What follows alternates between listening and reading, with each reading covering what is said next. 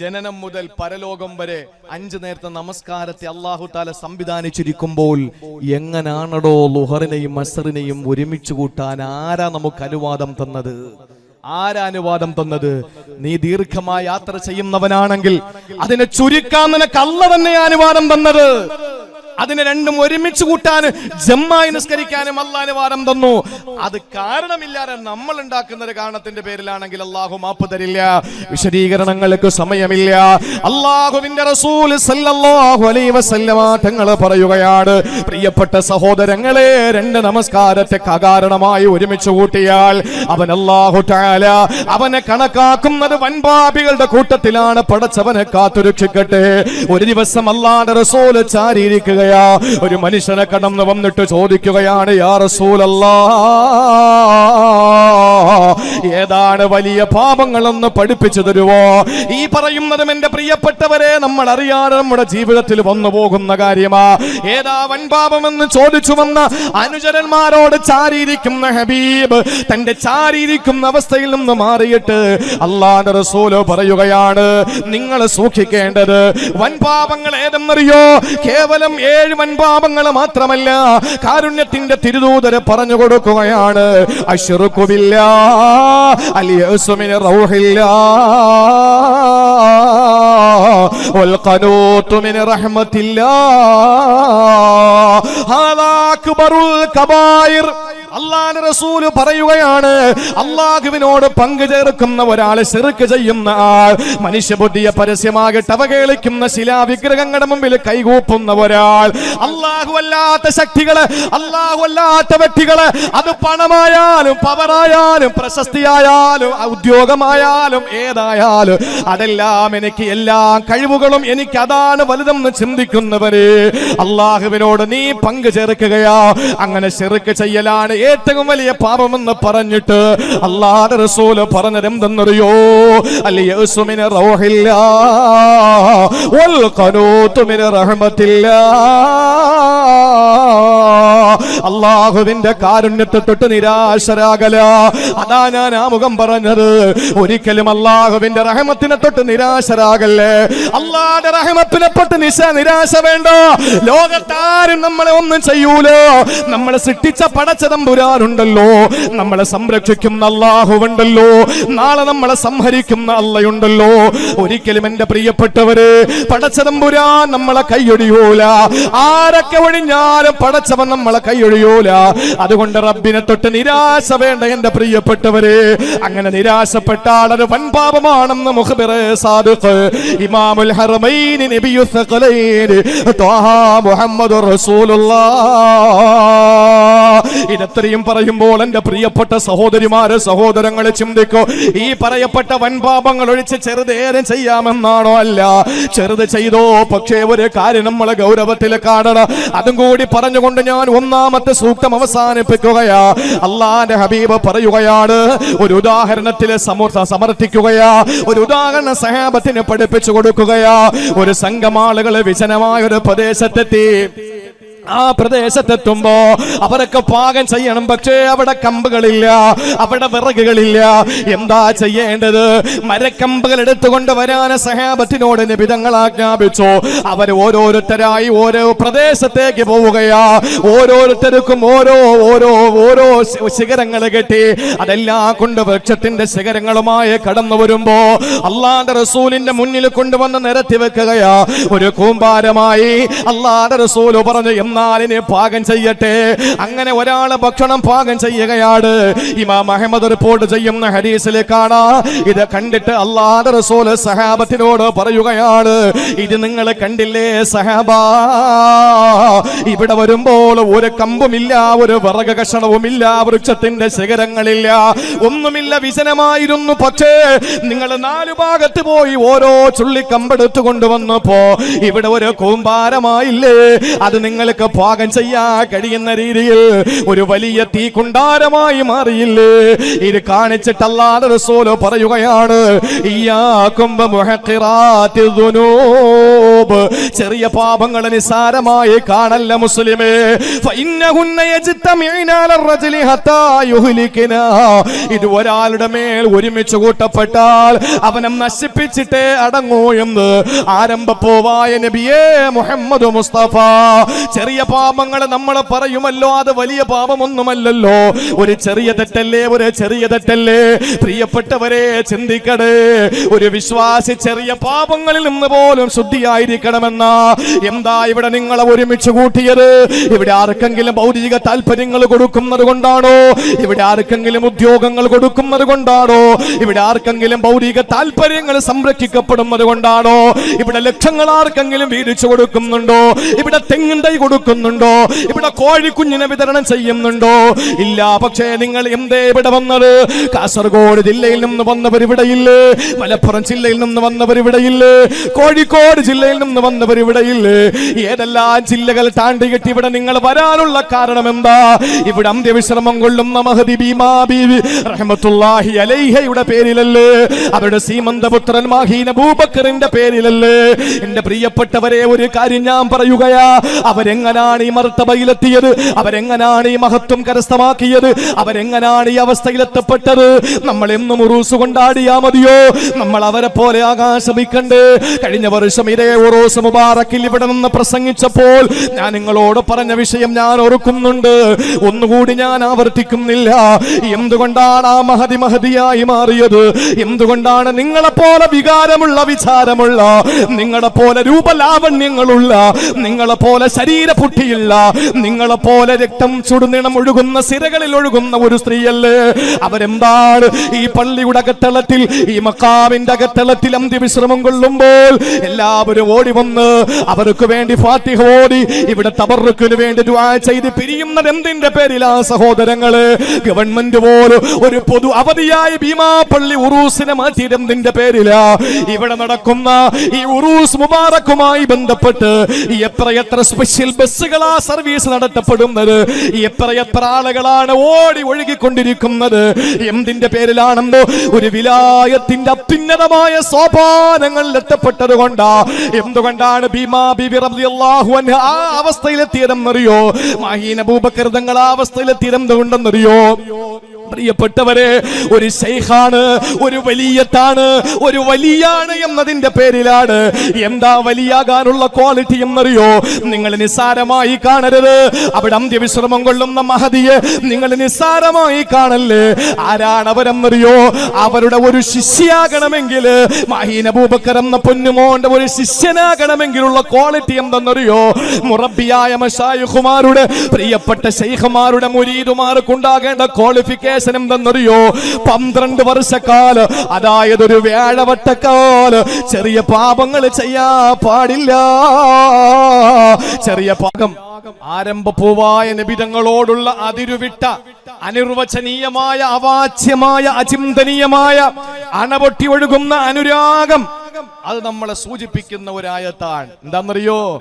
അല്ലാഹു പറയുകയാണ്, വലൗ അന്നഹും ഇല്ലലമൂ അൻഫുസഹും ജാഊക ഫസ്തഗ്ഫറുല്ലാഹ് വസ്തഗ്ഫറ ലഹുമുർ റസൂൽ ലവജദുല്ലാഹ തവ്വാബർ റഹീമാ. അല്ലാഹ് പറയുകയാണ് സഹോദരങ്ങളെ, സൂറത്തുൻ നിസായിൽ 64-ാമത്തെ ആയത്തിൽ അല്ലാഹു പറയുകയാ, വലൗ അന്നഹും ഇല്ലലമൂ അൻഫുസഹും ജാഊക, നബിയെ തെറ്റുകൾ ചെയ്തിട്ട് അങ്ങയുടെ മുമ്പിൽ അവര് വരുന്നതാണ്. സ്വഹാബാക്കളിൽ ആരെങ്കിലും ഒരു തെറ്റ് ചെയ്തു പോയാൽ അവര് തെറ്റ് ചെയ്തിട്ട് ഓടിയെത്തുന്നത് എവിടെയാണ്? ഇലാ ഹദറത്തി റസൂലില്ലാഹ്. മായിസ് ബിൻ മാലിക് അസ്ലമി കടന്നു വന്നില്ലേ റസൂലുള്ളാഹിന്റെ മുമ്പിൽ? ഫാത്തിമ എന്ന പെണ്ണ് കടന്നു വന്നില്ലേ? എത്ര സംഭവങ്ങളാ പ്രിയപ്പെട്ടവരെ. കാരുണ്യത്തിന്റെ തിരുദൂതരുടെ മുമ്പിലേക്ക് ഓടിയെത്തുകയാ. എന്നിട്ട് അവര് ചെയ്യുന്നത് എന്തെന്നറിയോ? അല്ലാഹു പറയുകയാണ്, ഫസ്തഗ്ഫിറുല്ലാഹ്, പടച്ചവനോട് ഇസ്തിഗ്ഫാർ ചൊല്ലുകയാ. അല്ലാഹുവേ പുറത്തു തരണേ അല്ലാ, എനിക്ക് മാപ്പാക്കണേ അല്ലാ.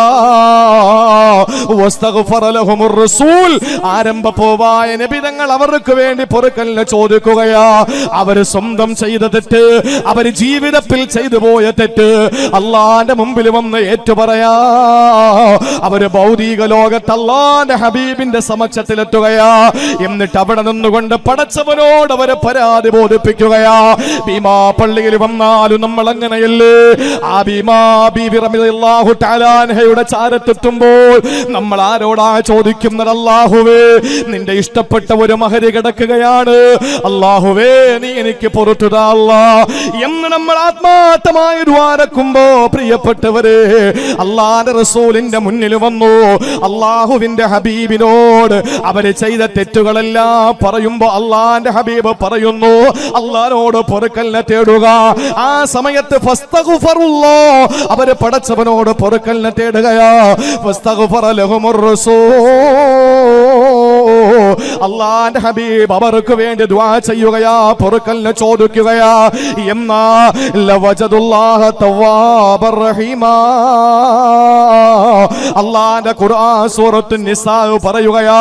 ഇബ്നു മസ്ഊദ് തങ്ങൾ പറയുന്നു, എനിക്ക് ഏറ്റവും ഇഷ്ടപ്പെട്ട രണ്ടാമത്തെ ആയത്ത്, എനിക്ക് സമാധാനം തരുന്ന രണ്ടാമത്തെ ആയത്ത്, നിങ്ങൾക്ക് അല്ലാഹു പുറത്തു തരുന്നതായി എത്തിക്കാൻ കഴിയുമെന്ന.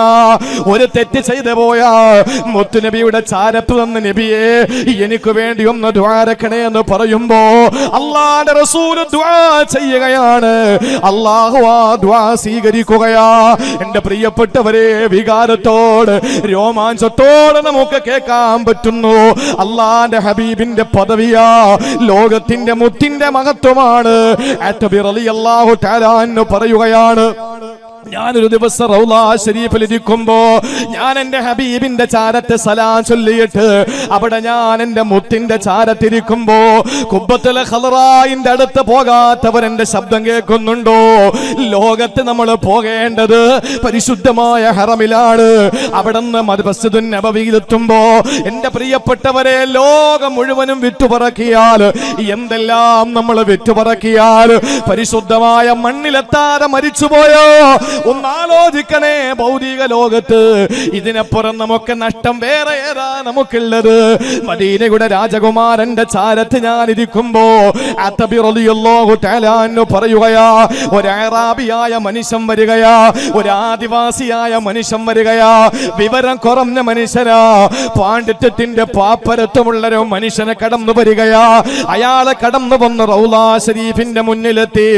എന്നിട്ട് പറഞ്ഞതെന്തെന്നറിയോ? സഹോദരങ്ങളെ, ശ്രദ്ധയോടെ കേൾക്കണേ. മഹാനായ അത്തബി റളിയല്ലാഹു അൻഹു പറയുകയാണ്, ഞാൻ ആ റൗള ശരീഫിന്റെ ചാരത്തിങ്ങനെ ഇരിക്കുമ്പോ അല്ലാഹുവിന്റെ റസൂലിന്റെ റൗള ശരീഫിന്റെ അടുത്തിരിക്കുന്ന എനിക്ക് കാണാൻ കഴിഞ്ഞത് ഒരു ആദിവാസിയായ സഹാബി കടന്നു വരികയാ, ഒരു അറാബിയായ മനുഷ്യൻ കടന്നു വരികയാ. എന്നിട്ട് അല്ലാഹുവിന്റെ റസൂലിന്റെ റൗളയുടെ മുന്നിൽ വന്നു നിന്ന് പറയുകയാണ്, സലാമു അലൈക യാ റസൂലല്ലാഹ്, നബിയേ സലാത്ത് സലാമുകൾ അങ്ങക്കുണ്ടാകട്ടെ.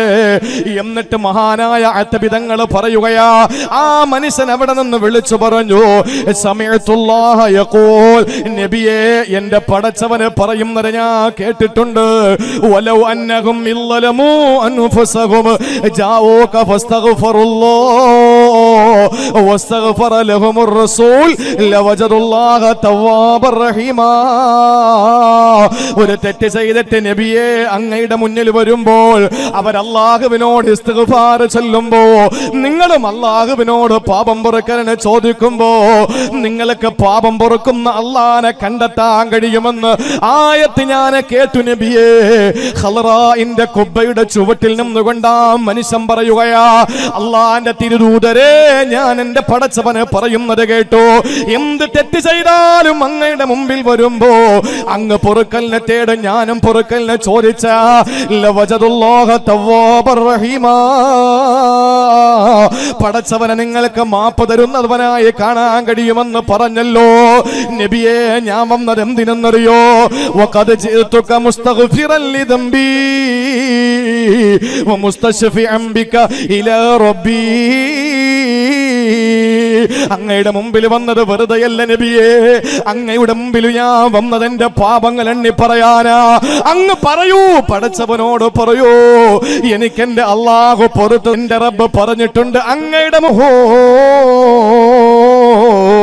ഫതാബ മിൻ തീബിഹിൻ القاء ولكم نفس الفداء لقبر نمد ساكنه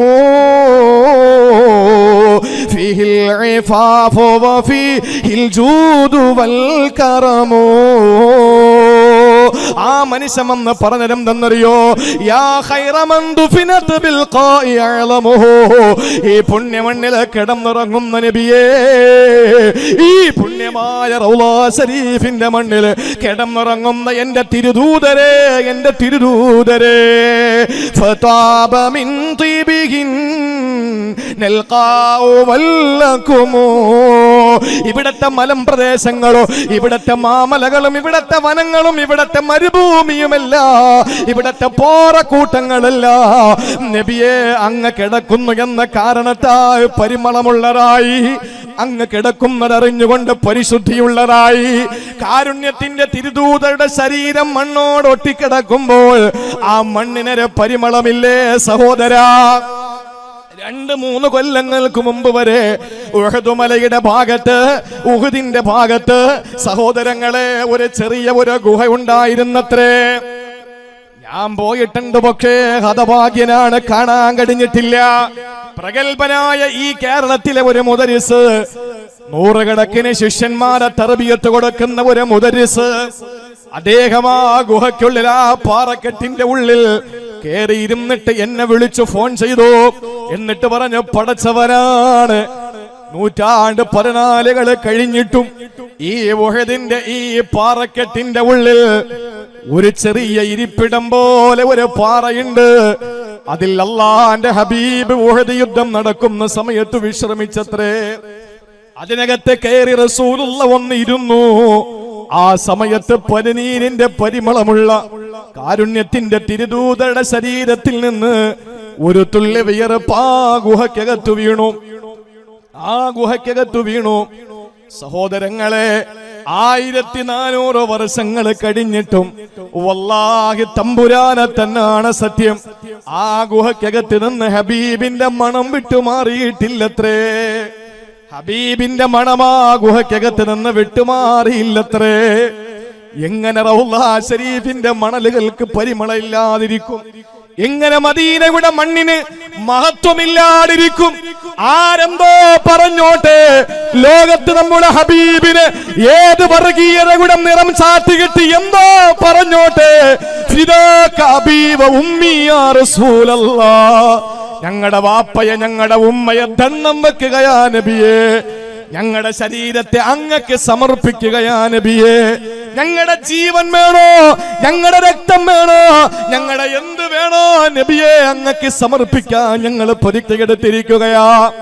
ആഗ്രഹിക്കണ സഹോദരങ്ങളെ, ഞാനും ആഗ്രഹിക്കുന്നുണ്ട് ഇതേപോലത്തെ ഒരു വേദിയിൽ പുണ്യ ഹബീബിനെ പറ്റി പറഞ്ഞ്, മദീനയെ പറ്റി പറഞ്ഞ്, ആ ഹബീബിന്റെ അവദാനങ്ങളെ പറഞ്ഞ് അവസാനം ആ സദസ്സിൽ രക്തം ഛർദ്ദിച്ച് മരിക്കാൻ കഴിഞ്ഞാൽ അതിനപ്പുറം എന്റെ ഹബീബിന്റെ വികാരം എന്റെ ജീവിതത്തിന്റെ വികാരമാകുന്നത് ഇതിനപ്പുറം ഏതൊരു നിലയിലാണ്? എന്റെ സഹോദരങ്ങളെ, നമുക്ക് വല്ല നമ്മുടെ ഹബീബല്ലയോ? ലോകത്താരും എന്തു പറഞ്ഞോട്ടെ, എന്തു പറഞ്ഞാലും ഇല്ല, എന്റെ ഹബീബിനപ്പുറം എനിക്കൊന്നുമില്ല. ഏതൊക്കെ കുൽസിത ശ്രമങ്ങളിലൂടെ ഈ സമുദായത്തെ ഹറാമ് തീറ്റിക്കാൻ ശ്രമിച്ചാലും ഇല്ല, ഹലാലല്ലാത്തതൊന്നും ഞങ്ങൾ കഴിക്കൂല, ഹലാലല്ലാത്തതൊന്നും ഞങ്ങൾ കഴിക്കൂല.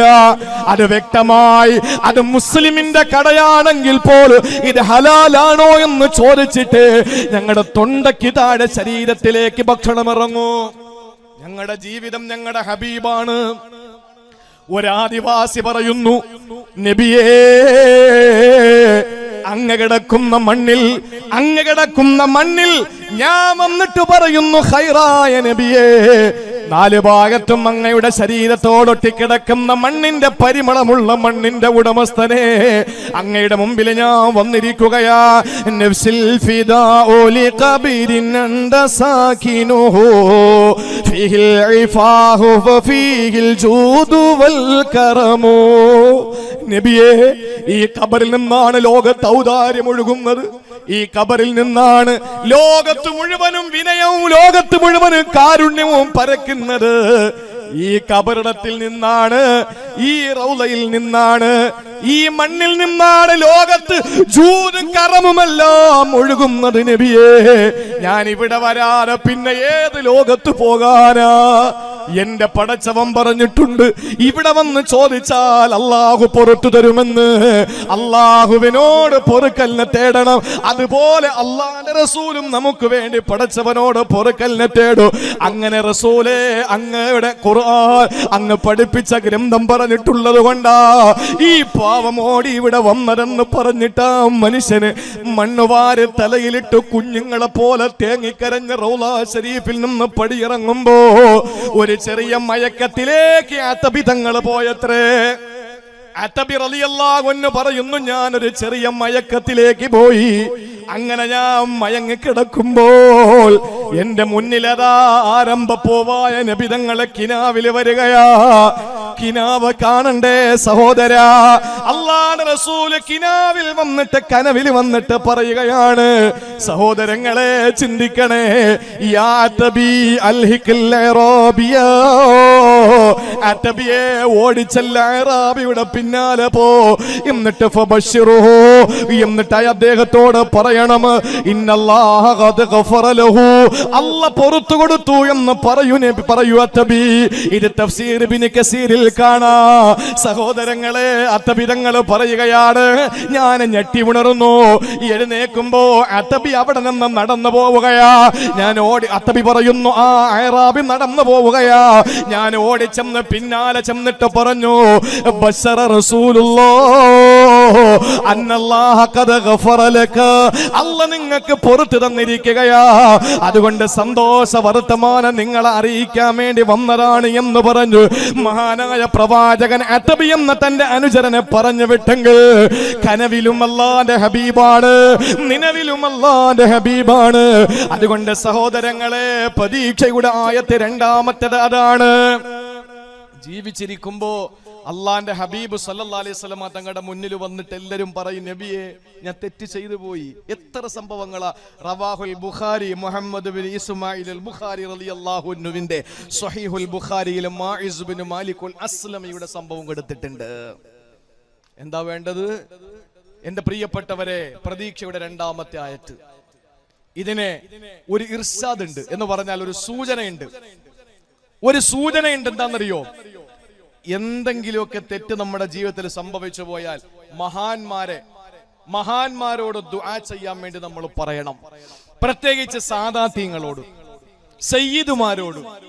അള്ളാഹു അനുഗ്രഹിച്ച് ഭീമാ പള്ളിക്ക് ഒരു ഇമാമിനെ അള്ളാഹു നൽകിയിട്ടുണ്ട്, സയ്യിദാണ്. അള്ളാഹു ദീർഘായുസ്സും ആരോഗ്യം നൽകി അനുഗ്രഹിക്കുമാറാവട്ടെ. എന്റെ കൂടപ്പറപ്പുകളായ, എന്റെ ഉമ്മയുടെ ഉദരത്തിൽ പ്രസവിക്കപ്പെട്ടില്ല എന്ന ഒറ്റ കുറവ് മാത്രമേ ഉള്ളൂ, അല്ലെങ്കിൽ ഒറ്റ വിഷയം മാത്രമേ ഉള്ളൂ. അങ്ങനെ ഞാൻ ജീവന് തുല്യം സ്നേഹിക്കുന്ന കൂടപ്പുറപ്പുകളായ സയ്യിദുമാർ ഈ പരിസരത്ത് ഒരുപാടുണ്ട്. ഞാൻ എൻ്റെ പ്രിയപ്പെട്ടവരോട് പറയുകയാണ്, അള്ളാന്റെ ഹബീബിന്റെ കുടുംബത്തിൽപ്പെട്ടവരോട്, മഹാന്മാരായ ദുആക്ക് ഇജാബത്തുള്ള അങ്ങനെയുള്ള ആളുകളൊക്കെ ഇപ്പോഴും നമ്മുടെ നാട്ടിൽ ജീവിച്ചിരിപ്പുണ്ട്. ഇപ്പോഴും നമ്മുടെ ഈ നാട്ടിൽ എന്ന് പറഞ്ഞാൽ നമ്മുടെ മലയാളം മണ്ണിൽ ജീവിച്ചിരിപ്പുണ്ട്. ജീവിതത്തിൽ ഒരു കറാഹത്ത് പോലും ചെയ്യാത്ത അള്ളാഹു നമുക്ക് ജീവിതത്തിൽ സൂക്ഷ്മത പാലിക്കാനുള്ള തൗഫീക്ക് നൽകി അനുഗ്രഹിക്കുമാറാവട്ടെ. എത്ര ചോദിച്ചാലും അള്ളാഹു തരുന്നില്ല. കാരണം എന്താ? ലോണെടുത്ത വീട്ടിലാ കിടക്കുന്നത്. എത്ര ദുആ ചെയ്താലും പടച്ചോ സ്വീകരിക്കുന്നില്ല. സീസിയിട്ട വണ്ടിയിലാ ചീറിപ്പോയിന്നേ, അല്ലേ? ഒറ്റിയുള്ള വീട്ടിലാ കിടക്കുന്നത്. ചില ഉടായ്പ തരികിട ഈ തേക്കല് പരിപാടികളൊക്കെ ഉണ്ട്. 5 ലക്ഷം രൂപ ഒറ്റി. പക്ഷെ അത് ഹറാമല്ലേ? അതൊരു കാര്യം ചെയ്യാം, മാസം ഒരു എഗ്രിമെന്റ് വെക്കി 50 രൂപ വാടകയ്ക്ക്. ഇത് ആരുടെ? ഇന്നഹും യക്കീദൂന കൈദ. ഈ ഉടായ്പ പടച്ചോനടുത്ത് വേണ്ട, അള്ളാഹ്ക്ക് നന്നായിട്ട് അറിയാം. അള്ളാഹ്ക്ക് നന്നായിട്ടറിയാം ഇത് ആർക്ക് കാണിക്കാനാ. പിന്നെ അള്ളാഹുവിനോട് പൊറുക്കലിനെ ചോദിക്കുക. അള്ളാഹു പുറത്ത് തന്നാൽ നമ്മൾ രക്ഷപ്പെട്ടു. അള്ളാഹു പുറത്ത് തരട്ടെ. തിരുവനന്തപുരത്തെ സംബന്ധിച്ചിടത്തോളം അനന്തപുരിയിലൊക്കെയാ താമസിക്കുന്നത്. അതൊക്കെ ശരിയാ. വലതുഭാഗത്ത് കടല്, ഇടതുഭാഗത്ത് മാള്, മുന്നില് മണല്, പിന്നില് വലിയ വലിയ ദേശീയ പാത, ഇതൊക്കെ ഉണ്ട്. പക്ഷേ 90% ആളുകളും വാടകയ്ക്കാണ്. അള്ളാഹു വീടില്ലാത്തവർക്ക് ഒരു 1 സെന്റില് ഒരു വീട് ഞാൻ കണ്ടു. 1 സെന്റിൽ ഒരു വീട്. ആ വീട്ട് ഗൃഹനാഥൻ ഈ സദസ്സിൽ വാഴ കേൾക്കുന്നുണ്ട്. 1 സെന്റില് ലൈറ്റ് ഹൗസ് കയറും പോലെയാണ് ആദ്യത്തെ നിലയിൽ നിന്ന് രണ്ടാമത്തെ നിലയിലേക്ക് കയറുന്നത്. പക്ഷെ എങ്കിലും 1 സെന്റില് മനോഹരമായൊരു വീട്. അള്ളാഹു 1 സെന്റ് മണ്ണെങ്കിലും അള്ളാഹു തരട്ടെ. എന്നിട്ട് ആരും ഇറക്കി വിടാത്ത. അതാ ഇന്ന് നമ്മുടെ ഭീമാപ്പള്ളി ഉറൂസിന്റെ പരസ്യം നമ്മുടെ പേജിൽ ചെയ്തിരിക്കുമ്പോ ഞാൻ രാവിലെ വായിച്ചതാണ്. നമ്മുടെ വണ്ടൂര് ഭാഗത്ത് നിന്ന്, മലപ്പുറം ജില്ലയുടെ നിലമ്പൂര് ഭാഗത്ത് നിന്ന് ഒരു സഹോദരൻ മെസ്സേജ് അയച്ചിരിക്കുന്നു. ഷൗക്കത്ത് അലി എന്ന പേര്. അദ്ദേഹം ഈ പരിപാടി കാണുന്നുണ്ടാവും. അദ്ദേഹം ഞാൻ കണ്ടിട്ടില്ല ആ മനുഷ്യനെ. അദ്ദേഹം എഴുതിയിരിക്കുന്നു, ഉസ്താദേ ഭീമാപ്പള്ളി ഉറൂസ് അല്ലേ, നിങ്ങൾ ദുആ ചെയ്യണം. അൽഹംദുലില്ലാഹ്, ഒരു സന്തോഷം പങ്കിടാനുണ്ട്. വാടക വീട്ടിൽ നിന്ന് സ്വന്തമായി ഞാൻ വാങ്ങിയ 7 സെന്റ് വസ്തുവിലേക്ക് ഞാൻ താമസം മാറുകയാണ്. അവിടെ ഒരു ഷെഡ് കെട്ടി. അൽഹംദുലില്ലാഹ്. മനസ്സിലായില്ല? ഇന്നലെ വരെ വാടക വീട്ടിലായിരുന്നു. ആ വീട് മാറി സ്വന്തമായ ഒരു 7 സെന്റ് ഭൂമി വാങ്ങി. അൽഹംദുലില്ലാഹ്, ഞാൻ അങ്ങോട്ട് താമസം മാറുകയാണ്. ഷെഡിന്റെ പണി നടന്നുകൊണ്ടിരിക്കുക എന്ന് പറഞ്ഞാൽ വീട് വെക്കാനുള്ള പൈസ ഇല്ലാത്തത് കൊണ്ട് ഒരു ഷെഡ് കെട്ടിയിട്ട് ഞാൻ അതിലേക്ക് താമസം മാറിയിരിക്കുകയാണ്. എന്റെ പ്രിയമുള്ള സഹോദരങ്ങളെ, നമ്മൾ തിന്നുന്നതും കുടിക്കുന്നതും ഉടുക്കുന്നതും നടക്കുന്നതും പിടിക്കുന്നതും ചിന്തിക്കുന്നതും ഒക്കെ നിഷിദ്ധമായപ്പോൾ ഒരുത്തന്റെയും ദുആ അല്ലാഹു സ്വീകരിക്കുന്നില്ല. എല്ലാ പള്ളികളിലും ദുആ ചെയ്തില്ലേ? എവിടെയെല്ലാം ദുആ ചെയ്തു? ആയിരക്കണക്കിന് കരങ്ങൾ ആകാശത്തിലേക്ക് ഉയർന്നിട്ട് പടച്ചവനോട് പൊട്ടിക്കരഞ്ഞ് ദുആ ചെയ്തില്ലേ? 10,000-കണക്കിന് കണ്ണുനീർ തുള്ളികൾ ചാലിട്ടൊഴുകിയില്ലേ? എന്തേ നമ്മുടെ ദുരിതങ്ങൾ അല്ലാഹു മാറ്റിത്തരുന്നില്ല? എന്തുകൊണ്ട് മാറുന്നില്ല? കഴിക്കുന്നത് ഹറാമായി പോയി അല്ലേ?